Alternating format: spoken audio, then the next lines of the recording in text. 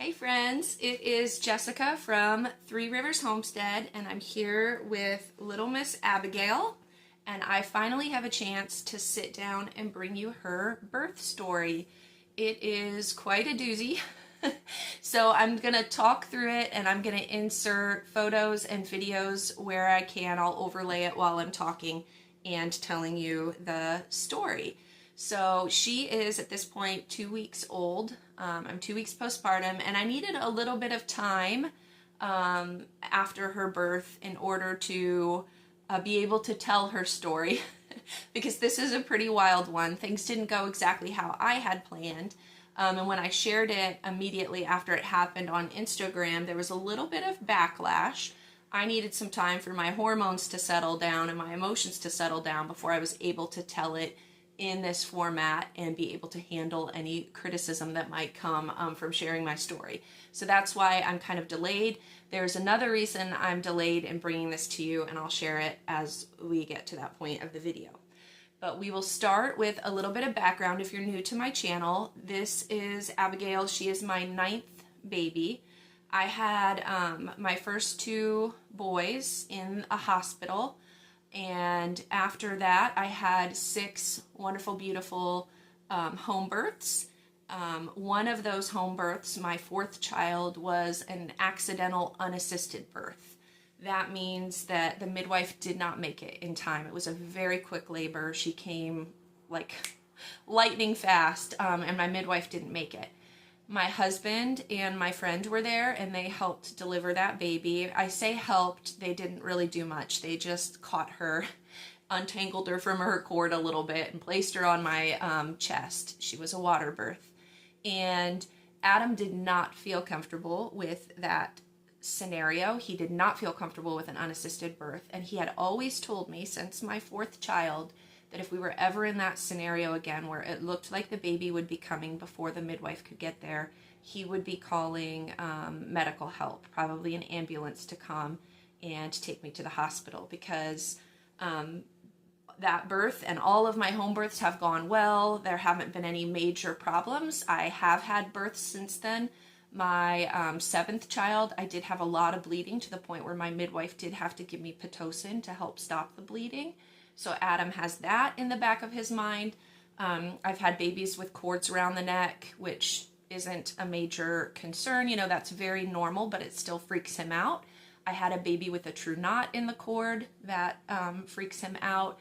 And we had one baby whose heart rate was dropping while I was pushing, to the point the heart rate got down to 60 beats per minute, and my midwives made me push him out rather quickly. And it was kind of an emergency situation, and everything turned out fine. But Adam has all of these scenarios in the back of his mind. So my understanding since my 4th child has been he is okay with a home birth as long as I have a qualified midwife present. He is not okay with an unassisted birth. It does not make him feel comfortable. He doesn't like the pressure of all of that falling on him to make sure I'm okay and the baby's okay. And so his comfort level is to have a qualified medical professional present at the birth. This is our understanding. This was no surprise to me. So when you hear how my birth story went, you do not have to get angry at Adam on my behalf. I am not angry at Adam. This was our understanding. In fact, my midwife was well aware of this. She was aware of this at our last birth that the midwife almost didn't make it to, that Adam almost called an ambulance, and she knew going into this one that if she didn't make it in time, Adam would be calling an ambulance. So please do not get upset with Adam. I am not upset with him. I knew what I was getting into. So that gives a little spoiler about how this birth is going to go, but let me explain how we got to that point. So the month of December, we were kind of, because I'm 44, I just turned 44 last week. I was in perimenopause when I got pregnant with Abigail, and cycles are not always normal. And so there was a little bit of question about my due date going into this pregnancy. I was working with several different due dates. I had one that I had calculated based on my last menstrual period. I had one that my midwife had calculated being the most conservative that she could be based on when I got a positive pregnancy test. And then I did have an anatomy scan done in the middle of my pregnancy that kind of dated her size and put that date kind of somewhere in between those two dates that we were working with. So I was just kind of under the impression that baby would come sometime towards the middle of December through the end of December. And especially because Hannah, my last baby, did come a week early. So I was just kind of banking on, even if I went with that conservative due date that was towards the end of December, baby would likely be coming somewhere in the 20s, December in the 20s. And so I was operating under that assumption, and December came and went and baby was still not here. But all through the month of December, I was dealing with prodromal labor, which is very common for me. I have had 5 out of 9 or 6 out of 9, might be 6 out of 9 of my babies posterior. My mother had 3 out of 4 of her babies posterior. My sister had posterior babies. There's something about our pelvises that like posterior babies. And if you don't know what that means baby is sunny side up and facing up, instead of a normal delivery would be the babies facing your tailbone. Now, why that makes a difference is it leads to prodromal labor. Because baby's head isn't in the optimal position, it can't engage with your cervix and cause dilation. So every night, these contractions would start up and they wouldn't go anywhere. They would eventually fizzle out because baby's head wasn't engaging into the cervix and doing what it was supposed to do. So I would start the night all through the month of December. I'm having these nights where I'm having contractions. They're starting 10 minutes apart. They're getting 8 minutes apart. And I'm getting so excited. I'm like, yes, tonight's the night. And they're actually painful contractions. But then I would lay down, go to bed, and they would fizzle out. And I would wake up still pregnant the next morning. And I'm like, oh no. What happens though, I've been through this many times, is that when you go through that prodromal labor, you get to the point where you get really good at ignoring contractions. You're having them all throughout the day, you're having them all throughout the night, and you just kind of get to a place of denial where you think this baby is never coming, and you just ignore the contractions and you get on with your life because that's what you have to do to mentally cope with what you're dealing with. So I've gotten to that point with many of them, and that's what led to the other time that my midwife didn't make it in time. I get good at ignoring the contractions up to the point where you can't ignore them anymore. And then you're like, oh no, I'm really in labor. But by the time you call your midwife, then you're so far into labor that it's really hard for the midwife to get there in time. Especially where I live, my midwife is about 90 miles away. And that's the case for all of my births. It's always been that my midwife has been 90 miles away because we don't have any home birth midwives in our area. So that same thing happened. It was a Sunday night, and I had been making dinner for the family. We sat down for dinner, and I felt really crampy. So I told Adam that I was going to go lay down while everybody finished dinner and see if the cramping, contracting would go away. So I laid down, and they were still coming. By this point, everybody had cleaned up the table in the kitchen for me, and they were all engaging in our Sunday night kind of ritual, which is we all go out into the family room. We watch America's Funniest Videos together as a family. We usually make popcorn and apples, and we love this time together as a family. So I heard them out there and decided to move from lying in the master bedroom. I moved out to the family room, and I watched that hour of TV with the family, and Adam had a watch on and was timing the contractions for me. And they were consistently 8 to 9 minutes apart throughout that whole hour. And they were starting to feel slightly different. Like I said, it was very crampy. These weren't like normal labor contractions. They were like the worst menstrual cramps that you can think of, with lower back pain, which lower back pain is very common with posterior babies. The baby's head puts a lot of pressure on your sacrum, and so you get excruciating back labor. So I was having that cramping and stuff, but it still didn't feel like normal labor contractions, which involve your entire uterus. I was just cramping down low. So once again, living in denial. They're 8 to 9 minutes apart. I'm just going to ignore them and get on with the evening. We got the children all settled after that for bed. And I decided to get up on my feet and move around and see if they would get closer together. So I spent the next couple of hours using an app on my phone to time the contractions, and they were getting closer together to the point where I forget what time it was, but I did text my midwife to let her know, hey, it might be the night. But I even said in the text, I've had enough prodromal labor over the last month that I would hate to call you here and have it not be, the real thing, and you've wasted your time. It's a really long drive. And on top of it, we were expecting some inclement weather. There was a snowstorm coming that night, which let me pause and tell you on Adam's behalf, he saw this coming, and he had earlier in the night said, I don't care if it's prodromal labor, call your midwife here and I'll pay for a hotel room for her. He was willing to do that. He really wanted her to be here because he just had this gut feeling. It's like Murphy's Law or something, like I'm going to have the baby in the middle of the snowstorm. But I said, no, I don't want to waste her time. I'm going to wait until I know for sure it's the real thing. And I should have listened to Adam. But so anyways, I had alerted my midwife, told her that I still wasn't sure, but just to have your bags packed and be ready. And she said, well, why don't you lie down? Because it's my normal pattern that if I fall asleep, they usually stop if it's not real labor. If it is real labor, they're going to continue and they're going to get closer together and more serious. So that's what I did. It was probably midnight or after midnight when I finally decided to lie down. And when I lied down, they spaced back out to 10 minutes apart. They were all the way up to like 5 or 6 minutes apart. And when I laid down, they spaced back out, which in my mind said, this is not the real thing. This is prodromal labor. It's not happening tonight. I'm not going to make my midwife come. But those contractions continued all through the night, 10 minutes apart, and they never stopped. And the cramping became the most excruciating cramping to the point where I didn't sleep the whole night. I slept for like 45 minutes. I went up and got in the bathtub, and the heat from the bathtub took the pain away on my lower back and the cramping for long enough for me to fall asleep lying in the tub. But then I got out of the tub, went back and lied down, and they just remained 10 minutes apart until about 6 o'clock in the morning. It was Monday morning now on the 6th, and Adam woke up for work, and it woke me up, and I got up and went out to the kitchen and started doing my morning ritual of making Adam's coffee, getting my tea ready, getting everything ready for the day.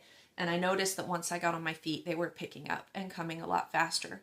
So at that point, I called my mother, told her to come because I was going to probably need her help that day, whether the baby came sooner or later. Baby was probably coming that day. I called my midwife, told her to head our way, and yeah. So I started making breakfast. I made breakfast through those contractions. They were about 5 minutes apart at this point, and I'm starting to realize that baby is coming this day. Now, as I mentioned, we did have a snowstorm the night before. It wasn't that bad where I live, but my midwife is 90 miles south of me, and they had level 2 road warnings, level 3 road warnings. The roads were awful, even on the interstate. They weren't cleared yet. So she took off, and I'm assuming I added a little extra time, thinking that she would be driving a little more slowly. But I thought by when I called her, she should be at my house by like 8:15, 8:20. And so I'm looking at where I'm at in labor, and I thought, perfect, she'll probably get here right before I deliver the baby, which would have actually been good timing had things went the way that I thought they would. So we're operating under the assumption that my midwife is on her way. Adam's doing his normal honey-do list. When we have home births, I have a list of things that he does. He cleans the bathrooms for me. He gets all of my birth stuff set up.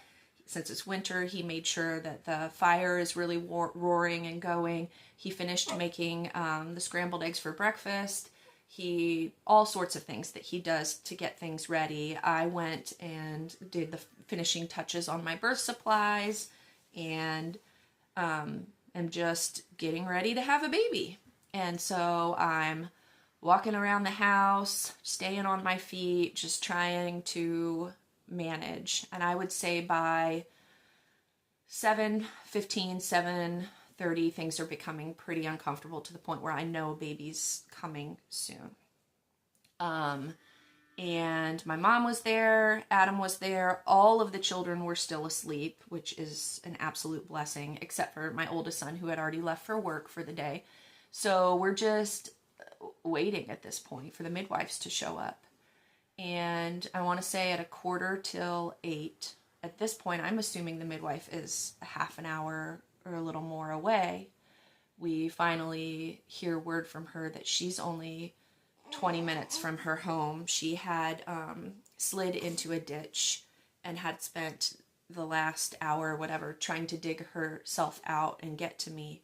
But when she called Adam and realized how far along I was, she realized she wasn't going to make it to the birth. So she gave me some options. She said that we have one midwife that's about 45 minutes away. I have experience with this midwife and just didn't feel comfortable with her delivering the baby. And so we told her not to call that midwife to come. Every other midwife is 90 miles away. They weren't going to make it either. And honestly, even if we had said yes to the midwife that was 45 minutes away, she also wouldn't have made it in time at that point. It was just I was too far into the process. At this point, I'm in transition now. And if you've ever been in transition, especially with a posterior baby, excruciating back pain, excruciating pain in general, even if you're, not dealing with a posterior, it's just worse with a posterior. And so I'm coping and I can't do anything but cope, right? So all of this talking with Adam and my midwife on the phone and my mom in the other room, they're all making decisions and I can't focus on anything but what I'm experiencing in my body. If I were to try to break focus on the bodily experience and get in my head, the pain would have been worse. And those of you who have given birth will understand that. So you just have to stay in your zone to cope. So they keep asking me questions and I can't even talk. I can't answer. I'm just like telling them to leave me alone, because I'm really close at this point. I feel like I'm like 10 minutes away from delivering this baby if everybody will just leave me alone. And Adam knew that too. So he said, I'm calling an ambulance. I couldn't fight him on that because that was our deal. And I knew that no midwife was going to be there. And he wasn't comfortable delivering the baby himself. So I just inside said, okay, we're going to deal with this. So he called an ambulance. And I don't know, 5 minutes later, I feel like time, is weird when you're in labor. So it was probably just a little bit before 8:00 when the 8 paramedics were suddenly in my house. I didn't realize, I thought it was because of the weather. They sent 2 teams to the house, but apparently it's not because of the weather. They always send 2 because if you deliver the baby and there's a problem with both mom and baby, they treat you as 2 separate patients and one would go in one ambulance and one would go in the other. So they had 2 teams, 8 people, the driver and the 3 that are in the back from both ambulances in the house suddenly telling me to get on the stretcher. And they said, lay down on the stretcher. And I'm like fighting, no, I'm not laying down. I'm in transition with a posterior baby. Laying down is the literal worst position you can be in. Maybe not the worst. I ended up sitting on the stretcher, which also didn't feel any better. But they literally picked me up and put me on the stretcher. I'm just eyes shut, trying to block everybody out and deal with what I'm going through physically. I had a dress on and nothing else, no shoes, nothing. And they wheeled me out into the snowstorm, and the light and the cold air hit me and woke me up. And I realized what was going on as they're wheeling me out to the ambulance. And I'm just kind of shocked. It felt so surreal. And so painful. So they get me in the ambulance and I am determined I will not deliver this baby in an ambulance on the road in a snowstorm. So I'm hoarse breathing, if you know what that is. It's just doing this over and over again, holding back because I will not, allow this to happen in the ambulance. And all I remember in the ambulance was the paramedics and the EMTs. I don't know the difference or who was who or what, but they're trying to time the contractions and they had no idea how to do it. They're like, is it from the beginning of one to the end of another, and they're all arguing over this. and they kept grabbing my dress and like lifting it up to see if I was crowning. That's what they kept asking. Are you crowning? Are you crowning? Because they said that if I started crowning, they would have to pull the ambulance over in the nearest parking lot and we would deliver there. But I was so irritated because they kept lifting my dress up and I just like smacked it down and I said, I'll tell you if I'm crowning, please stop touching me. I was in so much pain. I'm sitting on my sacrum where all this pressure from this posterior baby's head is descending. I'm in transition and I'm holding back. All I want to do is like start pushing. And I mean, that ride was awful.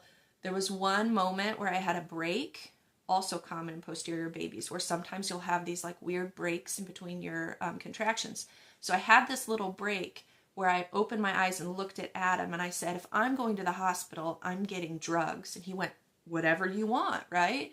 And then I shut my eyes and another contraction came. And then after that one was over, I looked at him and I went, but it's too late, isn't it? He's like, yes, honey, it's too late. And I'm just like, oh no.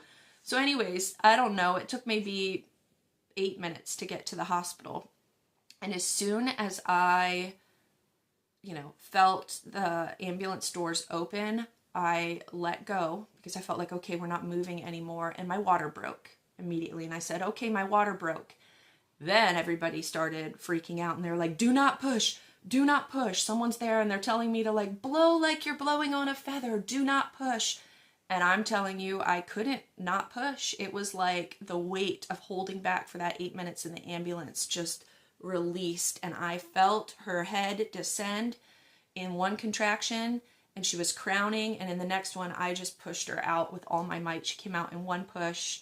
And I told them, I said, she's out. And they all went, what? And stopped the stretcher. At this point, I was in the hospital lobby, right in front of the elevators. There's an audience of heaven knows who watching me. And I just said, she's out. And they all stopped and they're like, okay.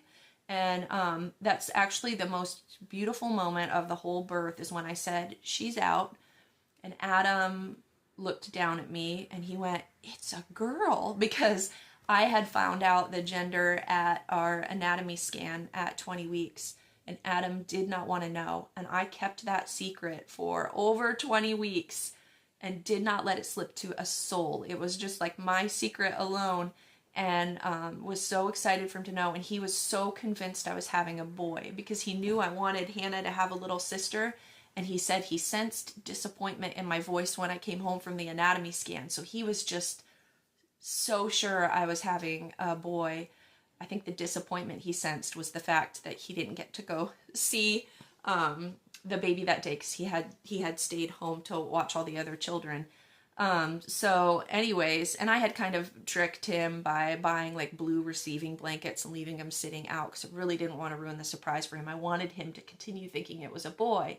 So that was probably the most beautiful moment of the whole experience, was the look on his face, realizing that it's a girl. It was just the most precious thing to see his surprise. And I loved that moment. And so I lifted her up and put her on my chest, and then they're putting me in the elevator and taking me up to L&D at this point. On the elevator, then I experienced probably the worst part of it all was this nurse just kept vigorously rubbing Abigail, and it was completely unnecessary. She was already crying.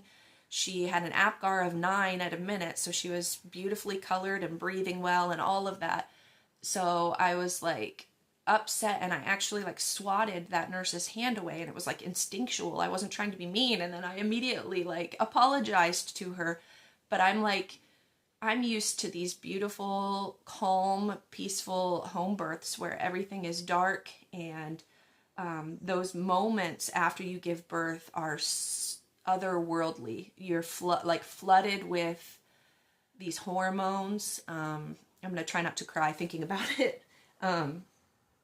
You're flooded with all these hormones, and it's just peaceful, and your baby enters this dark, beautiful, peaceful environment surrounded by love. And poor Abigail, probably one of the most chaotic experiences I can think of, traveling on a stretcher in the middle of a public lobby with lights and people yelling, and this nurse just vigorously rubbing her. And I feel like it did something to what was happening to me hormonally and like halted it all, because now I had this stress response. It was just a really like stressful part of the whole experience. Thankfully, that nurse stopped when I said that, and she's like, "I'm so sorry, honey. I'm just trying to keep her warm." And I said, "She's fine. She's warm. She's on me." And we got upstairs.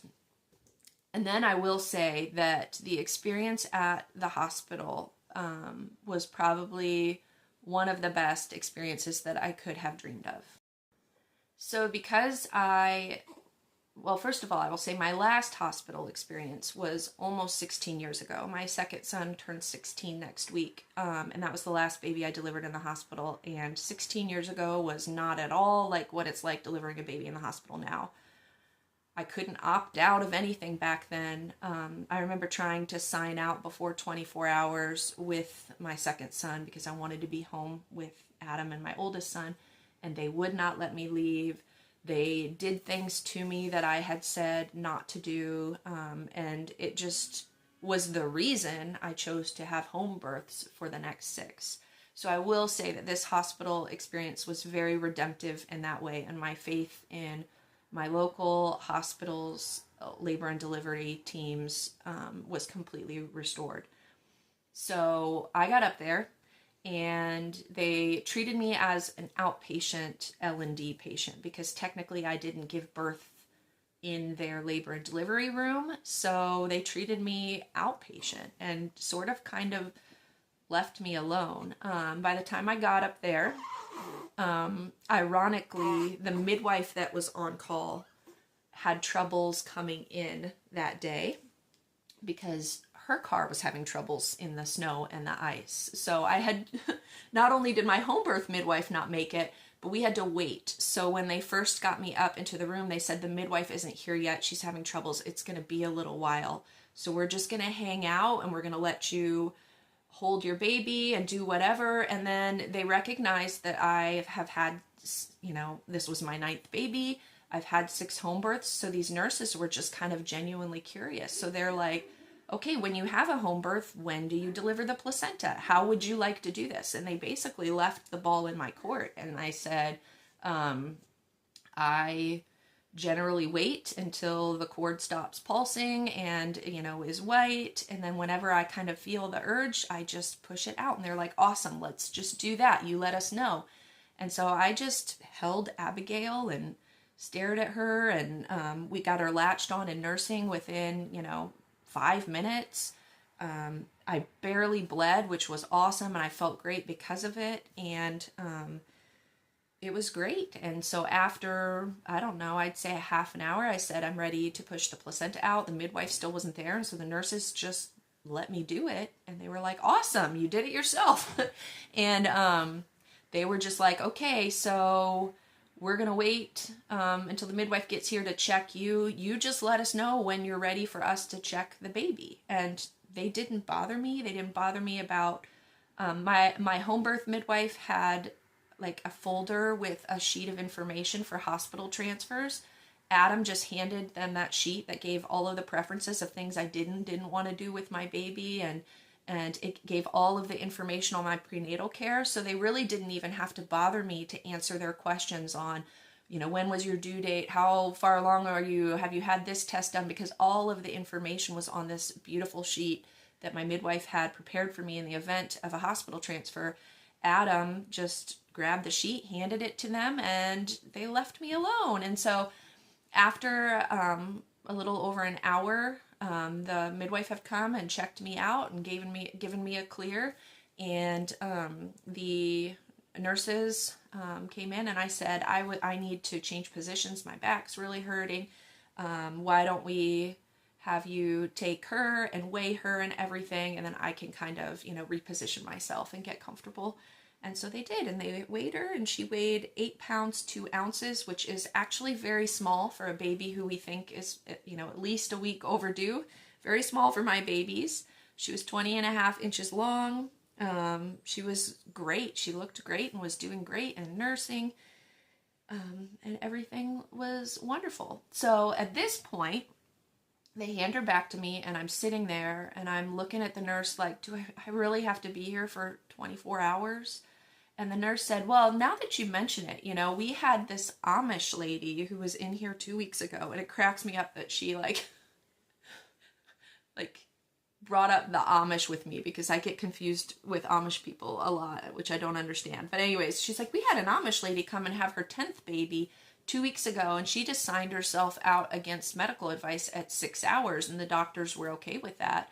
You know, this is your 9th baby, and you usually have home births, and you're, you know, outpatient here. Do you want us to see if that's possible for you? And I'm like, yes, thank you. I just want to get home to my own bed. I want to eat my own food. I want to introduce the baby to all of the siblings. And so I was like, yes, let's see if we can make that happen. Before the storm. Hey, Mom. Hi. You guys want to see your sister? Oh, can you believe it's a girl? That surprised me. I know, look. So she doesn't have a name yet. Isn't she tiny? You want to see her? Look. So tiny, so small. You guys want to hold her? Okay, yes. All right. Well, yeah.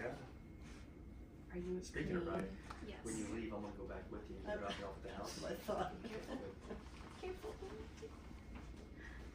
I gotta get a picture. I gotta get a picture. Ooh. So anyways, they actually, all they did is they brought a pediatrician down that looked her over and made sure that she was okay. At this point, my home birth midwife had showed up at the hospital and was there and was helping to advocate for me. And she was telling this pediatrician everything that she's trained in to do for the baby. Like, she would do the PKU test at 24 hours old, and she would do all of the hearing tests and everything that they would normally do within that first 24 hours at the hospital. She would do herself, and she actually did do at my 24-hour postpartum visit. And so I think because she was there advocating for me, on top of the idea that this was, you know, my 9th baby and not my first rodeo, this pediatrician was like, cool, go home, do whatever you want, just follow up with your family doctor. And they got us signed out of there 5.5 hours after she was born. So she was born at 8:16 a.m. and we were on our way home at 1:45. Born approximately About right here. Oh, right there? Right here. All right. Okay. Yep, right here, because they yelled and said, hold that elevator. And the 3 people like held the elevator and got scared. You want to go stand with People them? went, I can't imagine. Got home probably close to 2 o'clock, and the children were able to meet their sibling. Is the baby in there? Yeah. What? Wait, I can hear sounds. space is going. Oh, It's because it's cold out there, so you can't. Ready, wait. Don't touch it, guys. She's wearing the same thing David wore home that's from the why I put it hospital. oh, she puked all over. Oh, did she? She was kind of, What it is might have been this? too tight. Oh. What is this? Sissy. Touch. She is so cute. Oh, She's so tiny, guys. Hannah, you have a sister. Can you guys believe it? Everybody thought boy, didn't you? 100%. Oh, look at Hannah. It's so Oh, let's go out and let people sit down. Look at Hannah. Mom, it's puke on here. That's okay. It's a she. Look at her. Go out there and sit down, Hannah. Whoa. Watch out. Oh, Hannah say sissy. Sissy, baby. That's your friend. She's gonna be your best That was in friend. Mommy's belly. Oh my goodness, that's your baby, Hannah. Do you love her? She's just stunned. Benji, what do you think? Wait, do you guys know her name yet? Jeanette. We don't That's her real know. name. We're Oh, leaning nice. towards Abigail, but we all need to have input. Hey, do you want me to hold you? You go in there, Mom. I'm gonna hold the baby. The children were my number one concern while I was in the hospital, because first of all, I didn't know if the chaos of the paramedics had woken them up and they had seen out their bedroom windows Mom being wheeled away in an ambulance, and how scary that must have been for them. And I was thankfully assured shortly after the birth once things calmed down, that was my first question to Adam, and he had already called and checked, and all the kids had slept through that, which is such a blessing. My other concern was my daughter Elizabeth had been so involved in my prenatal care. She wants to be a midwife when she grows up, and she had her heart set on catching this baby, and my heart was broken that she missed out on that experience.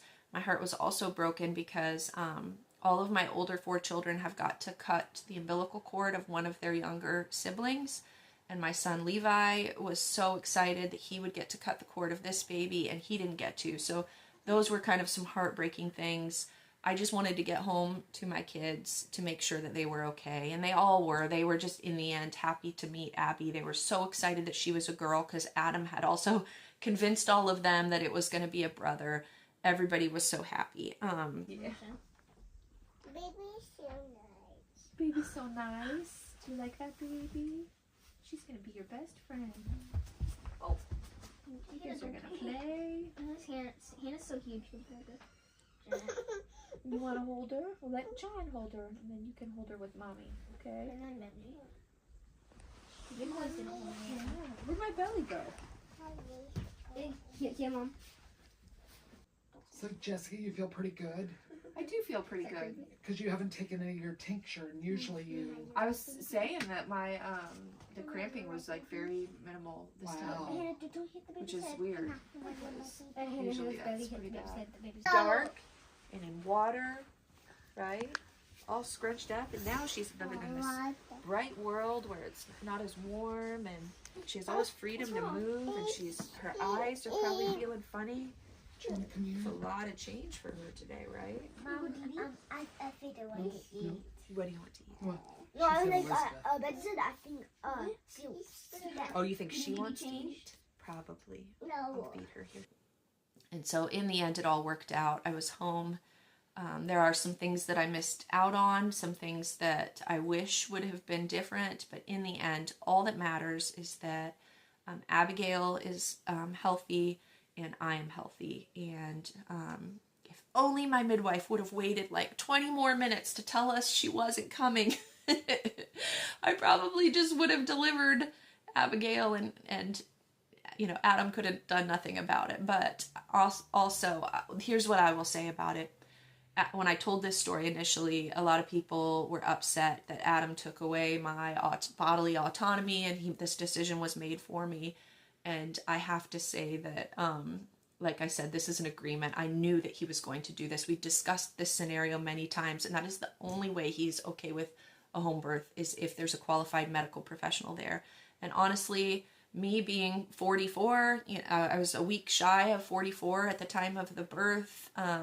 There's a lot of things that could have gone wrong, that maybe could have been wrong with Abigail due to my age, that I just didn't fight him on it really, because it was probably what was best. And I know that Adam's intentions were to protect us. And, you know, I said online when I told this story, you know, you can feel multiple things at once. I can feel kind of sad for the things that I missed out on, not getting to have my beautiful, peaceful home birth where my daughter got to catch my baby and my son got to cut his sister's cord and everything was just peaceful. I can be sad about that, but I can also be grateful that I have a husband who truly wanted to protect me and do what he thought was best for my safety. And that's how I feel about it. So you do not need to come at Adam. We're all here and we're okay, and that is what matters. So that is a birth story. I'm really upset. I wanted to have the footage. First Adam contacted the hospital about 2 days after the birth. My midwife had given me the idea at my 24-hour appointment. She's like, I bet you can get that footage of the birth. Wouldn't that be fun to have? And I'm like, oh, that would be.